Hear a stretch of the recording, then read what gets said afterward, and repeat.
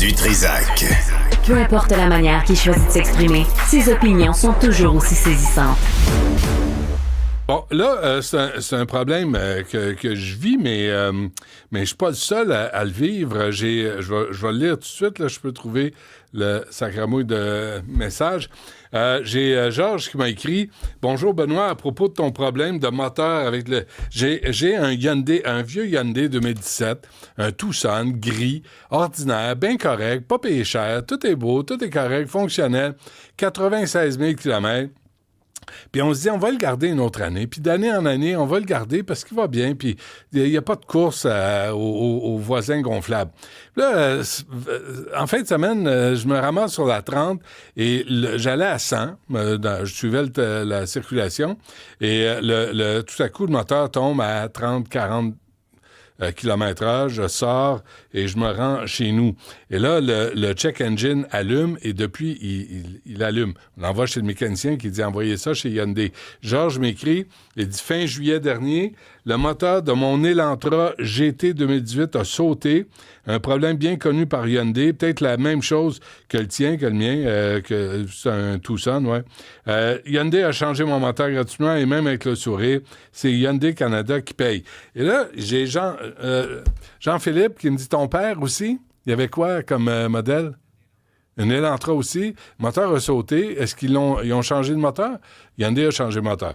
Bon, écoute, c'est ce qui est la bonne nouvelle là-dedans. On a avec nous Louis-Philippe Dubé, qui est journaliste au Guide de l'Auto. Louis-Philippe, bonjour. Bonjour, M. Dutrizac. Ah, Benoît, c'est correct, là. Okay. C'est beau. D'abord, moi, je savais pas ça. Sincèrement, Hyundai et Kia ont des réels problèmes de moteur. Oui, ben ces moteurs-là en particulier dans votre véhicule, puis les véhicules de vos auditeurs, c'est un problème à l'interne du moteur. C'est un coussinet de bielle qui est comme en anglais on dit un bearing de rod là, qui est situé entre la bielle et le vilebrequin. Ultimement des pièces maîtresses qui envoient la puissance aux roues. Ok. Et puis cette coussinet-là se désagrège de manière prématurée. Fait que c'est pas un gros problème. La pièce, quoi, j'ai regardé, c'est 25 pièces pour un paquet de 8, là, un coussinet de bielle. C'est pas ça qui est dispendieux. Okay. C'est le fait que quand ça se désagrège au bout de 50, 70, 100 000, 125 000 kilomètres, il finit par causer non seulement des problèmes au vilebrequin, mais également ça ramasse dans l'huile. Puis l'huile, bon, vous le savez peut-être, c'est comme le système lymphatique de votre corps. Là. Ça lubrifie, ça protège pas mal toutes les pièces mobiles. Et puis ces pièces-là, ça finit par se ramasser un peu partout dans le moteur. Ça cause des métastases, là, si on peut se permettre le terme médical. Et puis après un bout de temps, à un moment donné, ça finit par faire crever le moteur. Là. Donc, c'est un problème qui est pas cher comme pièce, mais très sournois, puis très difficile à rappeler parce que ça arrive pas à tous les moteurs chez Hyundai et Kia de cette catégorie-là. Mais quand ils disent, Louis-Philippe, remplacer le moteur, là, est-ce qu'ils prennent le moteur en entier ou ils remplacent juste la pièce? Ben là, ça dépend encore, si on rentre encore dans les termes médicaux, là, ça dépend comment que ça s'est métastasé. Si on a découvert le problème tôt, ben on est capable d'enlever seulement le short block, là, ce qu'on appelle la partie inférieure du moteur en dessous du joint de culasse. Si, par exemple, le coussinet s'est désagrégé de manière importante et a affecté, par exemple, le système d'alimentation en huile ou encore a été dans les arbres à cames en haut du moteur, ben là, il faut le remplacer au complet, ce qui est quand même un très gros job. Là. OK. Mais là, on apprend... Moi, j'apprends ça, là. Moi, je suis un sans dessin, je m'occupe pas de ça. Je lis le guide de l'auto pour le fun. C'est comme de la pornographie. Pour moi, je regarde ça puis j'ai des fantasmes. Mais si c'est connu de Hyundai et de Kia, comment se fait que c'est pas réglé? Comment se fait qu'ils n'ont pas changé de coussinet de bielle? Qu'ils mettent un plaster, qu'ils mettent quelque chose? Ben oui, ben c'est comme, par exemple, si on met en situation, vous avez un problème avec votre pompe à carburant. Si c'est un problème de pompe à carburant, ça cause les mêmes symptômes. Votre véhicule va avoir un check engine, vous allez devoir vous immobiliser sur le bord de la route, etc. Puis, ben le véhicule ne fonctionnera pas comme il faut.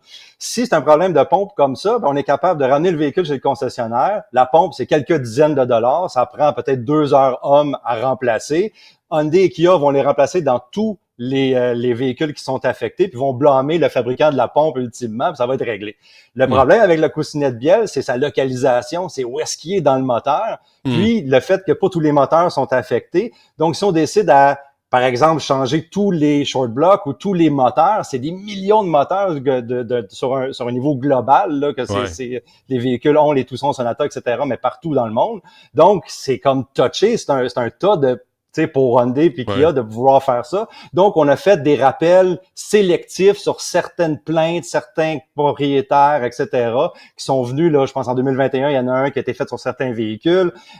Puis en 2022, on a fait un rappel qui ajouterait au système de module de contrôle du moteur, c'est-à-dire le cerveau là, du moteur, un système qui permettrait peut-être de déceler les signes avant-curseurs là, d'une désagrégation du coussinet de bielle. Okay, mais encore là, c'est tellement complexe comme rappel que Hyundai veut y aller étape par étape. Là, mais là, tu sais, je parle de ça, puis là, je me rends compte, il y a eu des recours collectifs aussi, il y a eu...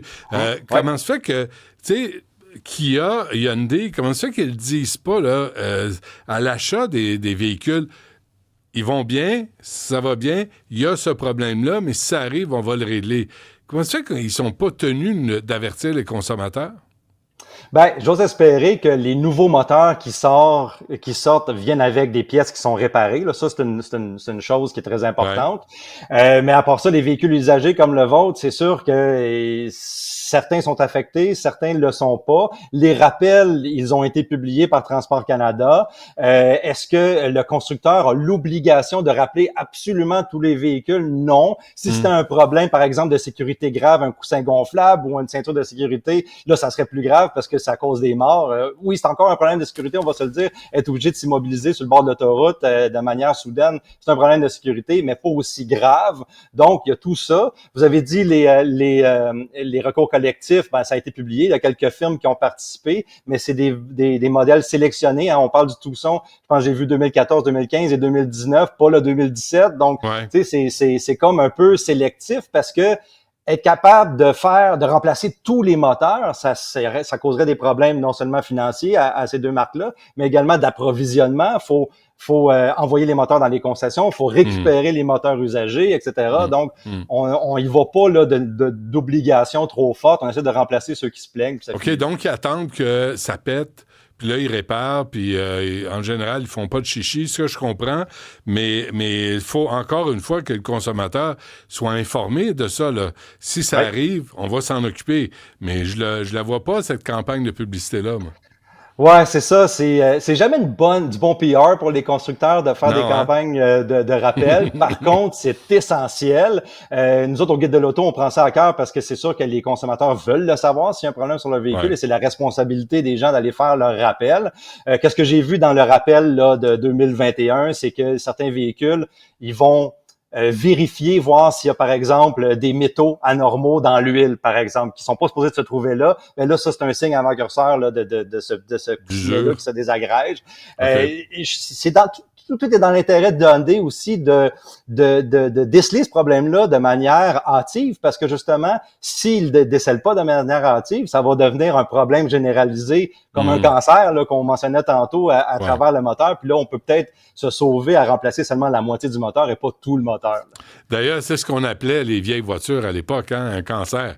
Tu roules un cancer. Mais ça, c'est une autre époque. Est-ce que, Louis-Philippe, est-ce qu'il y a d'autres marques de voitures qui ont des problèmes de moteur, là, tant qu'à en parler? Ah, absolument. Ben oui, c'est arrivé des problèmes.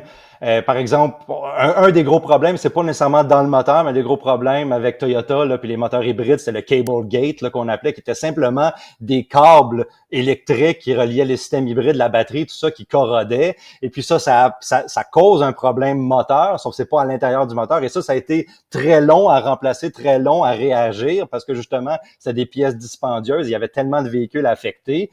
Donc, c'est généralisé dans l'industrie automobile. On essaie de faire de plus en plus de véhicules le plus rapidement possible, et puis des problèmes d'assemblage surviennent. Sauf que, comme on disait tantôt, dans le temps des cancers, il y en a plus autant qu'avant. Les véhicules sont mieux faits, les concessions ils réagissent mieux, les constructeurs veulent pas ce mauvais PR-là non plus pour avoir des véhicules qui sont défectueux. Ils veulent garder la valeur de leur véhicule et l'image. Donc, on réagit quand même généralement assez vite. Est-ce que les marques, Louis-Philippe, tu sais, là, on parle de Hyundai Canada ou Kia, est-ce que les marques, là, des sièges sociaux, là, pas les concessionnaires, est-ce qu'ils répondent aux demandes des consommateurs? Quand les gens, là, passent au-delà des concessionnaires et s'adressent directement à la compagnie au Canada, est-ce qu'on a du service? Généralement, oui. C'est du cas par cas, là. Je peux pas parler pour tous Ouais. les constructeurs. Généralement, on peut avoir de l'attention. Souvent, les gens vont trouver un moyen d'avoir de l'attention via les médias sociaux, hein, X, etc. Puis de dire, ben, moi, j'ai eu un problème, puis ils vont taguer le constructeur et on va en profiter pour régler ce problème-là de ce propriétaire-là. Ça dépend du constructeur, ça dépend du problème aussi. C'est vraiment, vraiment du cas par cas, là, je pense. Quand tu vas dans une soirée de famille, là, quand tu vas dans un party de famille, là, t'es un peu comme un médecin, hein? Les gens viennent s'approchent de toi et disent Hey Louis-Philippe, je veux changer de char, là. Qu'est-ce que tu me conseilles? Ça doit t'arriver tout le temps. Ça commence souvent par Hey, toi puis moi, il faut qu'on se parle tantôt. Tu sais, puis là, je le sais qu'on se parlera pas De ta santé de à fruits toi. et légumes ou de ma santé. On va se parler de véhicules, évidemment. Et ça me fait toujours plaisir de répondre parce que l'industrie automobile est tellement changeante en ce moment et il y a Ouais. tellement de facteurs qu'on est là pour ça. C'est gros, hein? T'as l'impression de frapper un mur. Quand tu t'adresses, tu sais, quand t'as un problème avec ta voiture qui est au-delà d'un problème que le concessionnaire peut régler, t'as l'impression d'être devant vraiment Goliath, puis toi, t'as un slingshot, puis t'es pas à la hauteur. Ben surtout, tu mentionnes ça, surtout maintenant Ouais. avec les véhicules qui sont de plus en plus intelligents, électroniques, des modules complexes. Avant, on était capable de tout travailler sur nos véhicules. Les véhicules étaient livrés avec des guides d'utilisateurs qui comprenaient comment ajuster le carburateur, comment ajuster les valves, etc. Maintenant, c'est plus le cas, c'est plutôt des gros ordinateurs et les mises à jour, les réparations se font souvent de manière électronique. Alors, justement, David contre Goliath, on arrive au concessionnaire et on est forcé souvent de pas comprendre c'est quoi le problème, c'est informatique, ça se passe, c'est intermittent ces problèmes-là, puis comment que ça peut être réglé. Donc oui, c'est une nouvelle réalité. Oui. J'ai des courriels qui rentrent pendant qu'on se parle, Louis-Philippe, puis j'en ai un, là, Jasmin, qui est à l'écran. Il dit Mon Tucson est mort de la même manière en octobre dernier et Hyundai a jamais voulu remplacer mon moteur. Il dit Moi, Hyundai Kia, c'est fini pour moi. Il y a un autre commentaire. Mon ami s'est obstiné pour faire rebâtir son moteur sur un Elantra 2022. Il a fallu s'obstiner avec Hyundai, puis une chance qu'il est mécanicien parce que quelqu'un qui avait pas les connaissances serait fait envoyer promener, je vais dire autrement, par le concessionnaire. Les gens, là, c'est pas évident là, de régler le problème. Évidemment, parce que quand on arrive en concession, c'est pas tous les il y a des très bons concessionnaires, puis il y en a des très mauvais, des directeurs de service qui veulent pas faire ces remplacements-là. Donc, on a un problème comme on mentionne aujourd'hui, le coussinet de bielle qui se désagrège. On peut attribuer les symptômes à un peu n'importe quoi. On peut dire au client, ben t'as pas fait tes services, t'as pas fait ton changement d'huile, fait que ça l'a saisi, ou t'as pas fait ton changement d'huile chez Hyundai, donc t'as peut-être pas utilisé la bonne huile, ou que t'as pas fait certaines affaires. Donc on peut peut-être blâmer. Je dis pas que tous les concessionnaires font ça, loin de là, mais ceux qui sont moins connaissants ou qui sont pas informés du problème peuvent se faire enrouler dans la farine, là, puis dire, ben garde, va-t'en chez vous ou paye 8 000 $ pour remplacer ton moteur. Ça marche toujours, hein, les sujets de voiture, Louis-Philippe. J'ai un auditeur qui te demande qui poursuivre lors d'un refus de paiement de réparation, Hyundai Canada ou le concessionnaire dans ce cas-là? Ben, c'est sûr que chez Hyundai Canada, c'est la plus haute instance, c'est là que j'irais, parce que c'est sûr que c'est comme escalader le problème. On dit, ben, si le concessionnaire n'a pas voulu réparer, on est peut-être capable d'avoir quelqu'un chez Hyundai ou chez Nissan ou chez Toyota ou un constructeur qui va nous envoyer ailleurs, qui va nous envoyer dans une concession, puis qui va peut-être pouvoir régler le problème qui devrait être réglé à la base par le constructeur, là. Mais des fois, les concessionnaires appliquent pas, donc c'est du cas par cas. Bon, lisez le guide loto hein, pour prévenir. Non, mais vraiment, tu sais, pour avoir une idée, des fois, il est gros le guide loto. Tu sais, c'est long, là, mais pour faire des comparatifs dans le genre de modèle que vous cherchez, pour pas vous faire flouer, pour connaître aussi l'historique des problèmes de certains modèles, c'est quoi qu'est-ce qui t'a impressionné là, en 2024, 2025? Parle-moi pas d'une Lamborghini à 845 000, là, mais une voiture réelle, accessible. Qu'est-ce qui t'a impressionné cette année?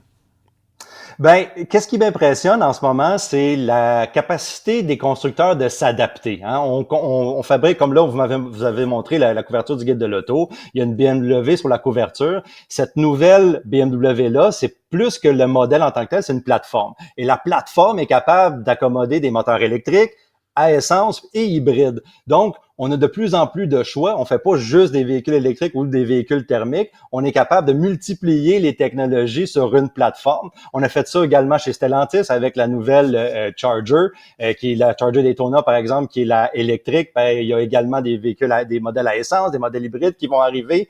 Donc, être capable de multiplier les technologies, multiplier le choix et pas mettre tous ses œufs dans le même panier. Je pense que c'est quelque chose de généralisé maintenant dans le domaine de l'automobile. Et puis, c'est quelque chose qui m'a impressionné particulièrement. Du côté d'un véhicule impressionnant, là, je pourrais penser à, du coup, on parle de Hyundai puis Kia, là, par exemple, la Kia EV3, qui est un véhicule électrique qui devrait être petit et abordable. Hein. On parle souvent dans le véhicule électrique, on veut arriver à 2035 pour avoir juste des véhicules électriques encore au Canada. Il faut des véhicules abordables et je pense que les constructeurs commencent à gruger un peu dans ce créneau-là parce qu'on va en avoir besoin. On peut pas tout payer 75 000, 80 000 $ pour un véhicule électrique, certainement pas. Donc, je regarde des véhicules comme la EV3, par exemple, qui donnent des bonnes technologies électriques, mais à un prix qu'on l'espère qui sera abordable. Et surtout avec la fin des subventions, la réduction des subventions, on n'aura pas le choix. Là. Les fabricants d'automobiles n'auront pas le choix de baisser les prix. Sinon, ça va être inaccessible. C'est sûr, pour pallier à cette réduction des subventions-là, là, en ce moment, là, justement, on arrive un peu entre deux là, avec les véhicules électriques. On ne sait pas trop qu'est-ce qui va se passer dans le prochain budget. C'est sûr qu'il va falloir que les constructeurs, il va falloir que la filière électrique batte de ses ailes, là, puis que on diminue tranquillement les aides et puis qu'on soit capable de sans arrêter complètement parce qu'on veut quand même introduire et puis aider la pénétration du marché des véhicules électriques. Par contre, il faut commencer à aller dans cette direction-là, puis que les constructeurs prennent leurs responsabilités puis faire des véhicules qui sont abordables. Très bien. Louis-Philippe Dubé, journaliste au Guide de l'Auto. Merci pour ces réponses concrètes, factuelles. Ça m'impressionne et je pense que ça aide les gens aussi là, à se faire une idée parce que c'est une grosse dépense, les voitures. Hein? Avec les taux d'intérêt en plus aujourd'hui, là, il n'y en a pas beaucoup qui sont à 1,5, 2 %. Les taux d'intérêt sont élevés. En passant, là, je te dis ça pendant que je n'avais pas pensé, mais les voitures usagées à 10 % de financement, là, c'est scandaleux de la part des concessionnaires de faire ça. Ben, c'est ça dépend de plusieurs facteurs aussi. On a un peu la liberté avec les véhicules d'occasion de faire qu'est-ce qu'on veut, hein, autant au niveau des prix que des taux. Donc, on charge selon mais il y a une collusion. Il y a collusion là, chez les concessionnaires de tout mettre à 9,9 %. Moi, j'ai regardé un peu, puis je dis, voyons donc, ça arrête pas de baisser, là. Ouais, c'est usurier, mais c'est ça. C'est comme le marché, la demande, elle est là dans le neuf, mettons en ce moment, il y a certains constructeurs que c'est très intéressant. Je regardais avant Noël justement pour les véhicules électriques, on avait des bons taux, des bonnes offres parce qu'il y en avait beaucoup dans les concessions. Donc c'est comme un effet de balancier un peu de l'inventaire de véhicules usagés, inventaire de véhicules neufs. C'est quoi les meilleures offres? Puis c'est comme ça qu'il faut se retrouver là-dedans aussi en tant que consommateur. Qu'est-ce qui va le mieux avec notre portefeuille puis avec notre mode de vie. Là. Louis-Philippe, merci. À la prochaine. Grand plaisir.